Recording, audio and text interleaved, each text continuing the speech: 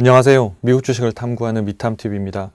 오늘 미국 주식 종목 분석에서는 네비우스라고 하는 기업을 한번 같이 리뷰해 보도록 하겠습니다. 아마 그러니까 상장 이후에 또 최근에 이제 주가가 상당히 급등하면서 많은 관심을 또 갖고 있는 종목이실 수 있고요.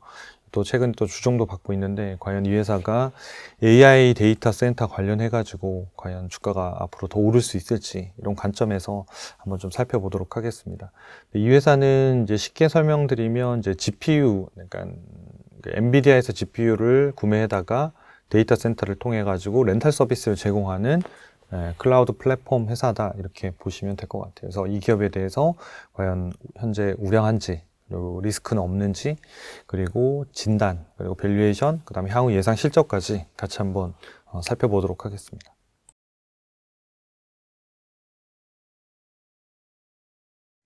네, 최근 1년 동안의 이제 주가 흐름을 보면 저점 대비해서 굉장히 이제 많이 올랐죠. 그래서 이 최저점이 보니까 막 18달러까지도 떨어졌었네요. 네. 해서 쭉 올라서 140달러까지 올랐으니까 굉장히 많이 올랐네요. 7, 8배 가까이 올랐다가 다시 180달러에서 여기까지 빠졌으니까 한 70달러대까지 아니, 140달러에서 대략 한 70달러니까 한 50% 정도 조정을 받았네요. 그래서 보통 이제 급등주들 이런 것들을 봐도 대략 한 50%, 60%까지 과하면 이제 조정을 받는 경우들이 발생하거든요. 그러니까 그 이후에 내가 이 회사가 더 갈 수 있는 회사냐 아니냐 이 판단을 해야 그 가격대에서 좀 살 수 있을지 안 살지를 판단하는 데 좀 도움이 되거든요. 그래서 그럴 때 예상 실적이라든지 그다음에 현재 밸류에이션이 너무 과도하지 않은지, 그다음에 이런 어떤 수급의 변화가 생겼는지 이런 것들을 좀 체크해 보시면 좋을 것 같습니다.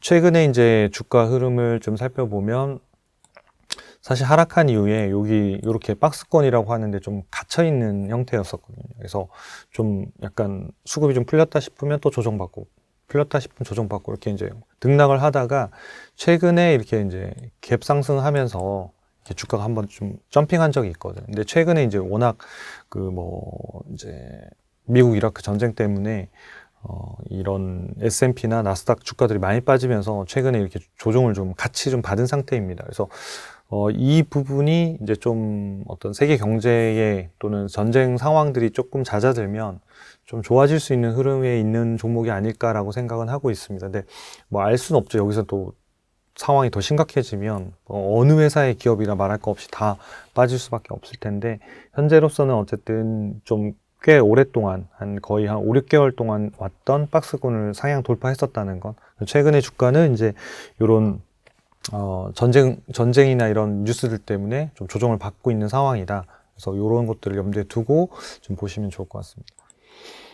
투자 포인트와 리스크를 좀 정리해 드리면 일단 첫 번째 이제 투자 포인트는 이제 빅테크 기업들하고 대규모 수주 계약들을 이미 체결했고 확정돼 있다라는 점이 첫 번째 투자 포인트입니다. 이제 가장 많은 이제 계약을 한 게 메타인데요. 그러니까 메타하고는 5년간 최대 270억 달러의 AI 인프라를 제공하는 공급 계약을 체결했습니다. 그러니까 이 중에는 이제 데이터 센터를 증설하게 되면 이게 이 증설해서 뭐 요만큼 필요한 걸 요만큼만 줄 수는 없잖아요. 그래서 데이터 센터를 다 증설하면 그 증설한 용량들이 혹시라도 미판매될 수도 있잖아요. 메타가 다 사는 게 아니라고 한다면. 그런데 이제 메타하고 계약은 뭐냐면 데이터 센터를 증설하는데 미판매 용량 중에 150억 달러까지는 구매를 해줄게 라고 이제 메타하고 이제 계약을 맺었습니다. 그래서 그걸 포함해서 5년간 최대 270억 달러 정도. 이 부분은 이제 매출로 잡히겠죠. 그 다음에 두 번째는 이제 마이크로소프트와는 이제 5년간 최대 한 194억 달러의 공급 계약을 체결했다. 그래서 글로벌 빅테크 기업들 같은 경우에는 뭐 돈을 떼일 염려가 있는 것도 아니고, 그래서 메타 마이크로소프트로부터 대규모 수주를 통한 매출이 일어날 가능성이 매우 높다라는 게 이제 첫 번째 포인트고, 이런 포인트들이 결국은 뭐 주가들을 상당히 크게 오르게 만든 원인이라고 생각합니다. 그리고 이제 뭐 GPU 관련돼서 이런 플랫폼 제공하는 회사가 또 이런 그 코이브라고 하는 회사도 있는데 그 회사도 보면 상장하자마자 주가가 엄청나게 많이 올랐었거든요. 그 이후에 지금 조정을 받으면서 지금 어떻게 갈지 갈팡질팡하고 있는 네비우스하고 비슷한 움직임인데, 네비우스가 먼저 좀 점핑한 상태인 것 같고 코이브는 이제 좀 조정을 받으면서 이제 움직임을 보고 있는 상태인 것 같은데, 그 회사도 똑같이 이런 빅테크 기업들로부터 수주받고 이런 부분들이 상당히 주요한 투자 포인트가 되고 있습니다. 두 번째는 이제 이 회사도 엔비디아로부터 20억 달러를 투자를 받았습니다. 그러니까 처음에는 투자를 받진 않았었는데, 네, 아무래도 이제 엔비디아 같은 경우에도 GPU를 안정적으로 자기네 회사 거를 사주면서 이걸 서비스화 할 수 있는 회사들. 그리고 보통 이제 감가상각이 이제 AI 데이터 센터 칩 같은 경우에 한 5년 정도를 일반적으로 보더라고요. 그러면 5년이 지나면 또 신상 AI 칩을 사줘야 되잖아요. 그래서 엔비디아 입장에서는 자기네 칩들을 가지고 데이터 센터를 운영하고 있는 애들이 많이 있을수록 좋은 거죠. 그래서 그런 관점에서 엔비디아가 20억 달러를 투자를 했고, 그래서 현재 네비우스 지분 한 8.3% 정도를 확보를 하고 있습니다. 그래서 이 상위 플래그십 제품이라고 할 수 있는 뭐 루빈까지 아키텍처까지 먼저 공급받을 수 있는 우선권을 확보하고 있다. 그래서 이 회사의 AI 데이터 센터를 이용하면 엔비디아의 가장 최고의 성능을 하고 있는 아키텍처를 이용한 AI 서비스를 받을 수 있다는 게 이 회사의 장점이 되겠죠. 세 번째는 이제 상당히 인프라 투자를 본격적으로 하고 있다. 그래서 이 회사의 목표가 원래는 올해 말까지 1기가와트의 전력을 확보하는 이런 수준이었었거든요. 근데 지금 목표가 2.5에서 3기가 정도를 확보하는 이런 형태로 늘어나고 있습니다. 이 정도 사이즈면 웬만한 한 개의 국가라고 이야기할 수 있을 정도로 엄청난 사이즈가 되는 거거든요. 그러니까 그런 정도의 전력을 확보해서, 왜냐면 GPU 데이터 센터만 있다고 되는 게 아니라 거기에 전기가 공급이 안 되면 다 소용이 없거든요. 그래서 그 부분을 확보하는 계획들을 가지고 전력 투자도 지금 동시에 하고 있고, 전력망 계약들도 계속 좀 늘려가고 있는 이런 부분들이 향후 성장 부분에 좀 도움이 될 것 같습니다. 리스크는 뭐 이러한 강력한 시설 투자에 대해 들어가는 막대한 자본, 이게 이제 리스크겠죠.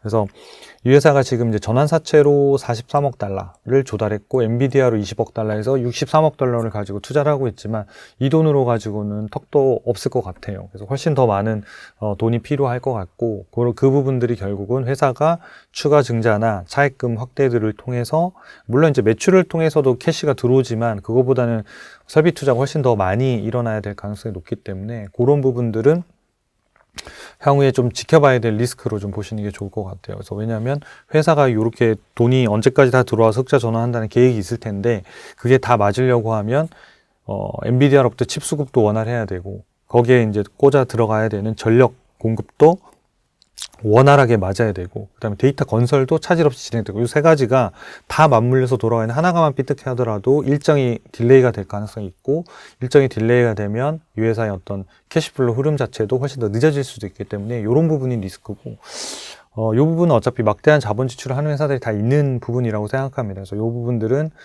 이런 리스크가 있다. 그리고 회사가 앞으로도 얼마든지 증자나 차입을 할 가능성이 있다라고 보고 투자 포인트를 좀 잡으시는 게 좋을 것 같습니다.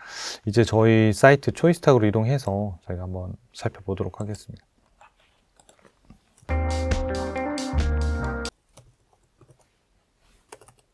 네, 네비우스 종목을 치면 현재는 100달러네요. 현재 100달러고, 아까 말씀드린 대로 이제 주가가 여기 이렇게 박스권이라고 할 만한 요 가격대에 있다가 점핑을 했었던 거죠. 이렇게 뚫었다가 최근에 지금 다시 시장이 조정을 받으니까 어쩔 수 없이 이제 같이 떨어져 있는 이런 상황인데, 좀 이렇게 해서도 이 저점까지 가지는 않고 좀 이렇게 가면 좀 좋은 흐름으로 갈 수 있지 않을까, 일단 이렇게 보고 있고, 일단은 어쨌든 흐름상으로는 박스권을 한번 벗어났다라는 점이 네비우스한테는 좀 좋은 어떤 변화가 생기고 있는 점이다, 이렇게 볼 수 있겠습니다. 그리고 진단을 좀 살펴볼게요. 진단을 보면 저희는 매매 신호는 한 번도 안 나왔어요. 네비우스 같은 경우에는. 왜냐하면 점수가 일단은 낮았기 때문에 그렇거든요. 그래서 여기 점수를 보시면 25점으로 돼 있는데, 이 상황을 좀 볼게요. 그래서 미래 성장성 빼고는 나머지는 다 지금 좀 굉장히 낮은 편이에요. 특히나 재무 안전성이 20점이라고 하는 거 높지 않거든요. 근데 성장주들 같은 게 그렇게 나타날 수 있어요. 대신 현금 창출력이 최소한 0이어서는 안 돼요. 25점이면 아주 높진 않지만 최소한의 어떤 통과하는 기준 정도라고 봐야 될 것 같고, 이 부분들이 좀 성장주면 높으면 현금 창출력이 뭐 60점 이 정도 나오거든요. 그래서 지금 얘 같은 경우에는 이제 모양이 요렇게 그려져 있지만, 일반적으로는 요렇게 현금 창출력이 조금 더 긴 요런 형태로 그려지거든요. 그러면 조금 더 훨씬 더 뭐랄까 재무적으로, 그러니까 현금 흐름적으로도 훨씬 더 좋은 형태에 들어갔기 때문에 재무 안정성이 아주 높지 않더라도 현금으로 충분히 캐시로 커버할 수 있기 때문에 문제가 되지 않거든요. 그러니까 지금 얘는 상당히 많은 돈을 이제 투자를 하고 있는 상태고 현금으로서 많이 뭔가 벌고 있지는 못한 그런 케이스라고 보시면 될 것 같습니다. 그래서 아주 안정한 상태는 아니다. 하지만 성장성을 우리가 같이 좀 살펴보면 이제 그동안 이제 올해 매출액이 이제 33억 달러, 약 520% 정도 성장합니다. 그래서 거의 6배 정도죠, 작년 대비에. 그리고 27년도, 내년도에는 185%, 2배 정도 성장하고 2028년도 같은 경우에도 다시 50% 성장. 그러니까 매출액 성장률로만 보면 앞으로 3년 동안 대략 뭐 한 몇 배죠? 이게 한 30배 가까이 되는 거죠. 엄청나게 높은 성장률을 보인다는 게 상당히 좋은, 그러니까 중요한 포인트가 될 것 같고요. 그다음에 EPS를 보면 대신에 이게 흑자 전환이 앞으로 3년 안에도 없어요. 오히려 EPS가 훨씬 더 마이너스 크게 나거든요. 왜냐하면 매출액이 들어가긴 하지만 이 회사도 설비 투자 계속 들어가야 되잖아요. 설비 투자하는 동안 이 설비 투자가 다 비용으로 들어가고, 그리고 그 부분들이 이제 바로 수익화가 안 되다 보니까 좀 어려운 점이 있을 거예요. 근데 캐시플로우는, 현금 흐름은 흑자 전환할 수도 있어요. 28년이든 29년도든. 왜냐하면 이 유형자산 설비 투자를 많이 하면 감가상각비가 많이 들어가기 때문에 EPS는 나중에 흑자 전환하거든요. 그래서 캐시플로우 상으로 영업활동 현금이 괜찮으면 큰 문제가 없다고 보시고 투자를 하셔도 그 시점에서는 되게 좋은 성장률을 좀 빠르게 살 수 있는 포인트가 될 것 같습니다. 그래서 일단은 매출액 성장률이나 이런 것도 굉장히 높다, 이렇게 보시면 좋을 것 같아요. 그 다음에 수급을 좀 살펴보면 이렇게 좀 왔다 갔다 하다 최근에 이렇게 좀 정배열이 돼가고 있는 상태예요. 그래서 최근에 주가가 이제 지난 주말에도 좀 떨어지면서, 여기 보면 100달러까지 떨어지면서 왔지만 지금 다 뭉쳐져 있는 상태예요. 5일선, 21선, 61선, 그리고 현재 주가까지 포함해서. 그래서 지금은 방향성을 좀 잡고 있는 단계인데, 최근에 주가 하락만 빼고 나면 이게 지금 정배열로 지금 변환하고 있었던 이런 상태거든요. 그래서 조금은 다른 기업들보다는 수급적으로는 조금 풀리고 있었던, 조금은 더 좋은 이런 흐름이었다라고 볼 수 있겠습니다. 중기 신호를 보면 얘도 지금 여기서 방향성을 잡다가 최근에는 보면 중기는 여전히 상승 추세로 나오고 있거든요. 그래서 단기에 지금 더 하락해서 무너지지만 않으면 이 중기 신호와 함께 조금은 수급적인 측면에서는 잘 풀려나갈 가능성이 있는 기업이다, 이렇게 볼 수 있겠습니다. 그리고 밸류에이션을 좀 살펴볼게요. 밸류에이션을 보면 이 회사가 예전에는 한번 저평가할 때가 여기는 이제 매우 저평가네요. 20달러 때는 매우 저평가였고, 그 다음에 올라가서 요 시점에는 사실 다 고평가해서 사기에는 되게 부담스러운 이제 가격대. 그래서 요 때는 이제 매우 쌌던 거고, 20달러에서 100달러 되면 거의 한 5배 가까이 오른 거니까 이때는 이제 매우 비싼 가격이고, 근데도 불구하고 매수 신호가 왜 안 나왔냐면 점수 자체가 너무 낮아서 그랬거든요. 왜냐면 그 매매 신호가 나오려고 하면 어느 정도 최소한의 안정성과 성장성이 담보가 되면서, 근데 얘는 성장성이 있지만 안정성이 담보가 안 되니까 이제 점수가 안 되니까 이제 안 나왔던 거고, 최근에는 이제 역시 점수가 아직도 여전히 높진 않아요. 근데 여기 주가를 보면 이렇게 매우 고평가에서 이렇게 조정을 받으면서 요 시점도 보고, 요 시점도 보시면 이제 적정가에 약간 근접하려고 했던 이런 움직임들이 좀 발생을 했었죠. 그래서 이제는 밸류에이션 상으로는 약간 비싼 정도의 수준에 일단 진입을 했고, 그리고 현재 있는 요 적정 주가도 앞으로는 이렇게 상당히 많이 올라갈 가능성이 높습니다.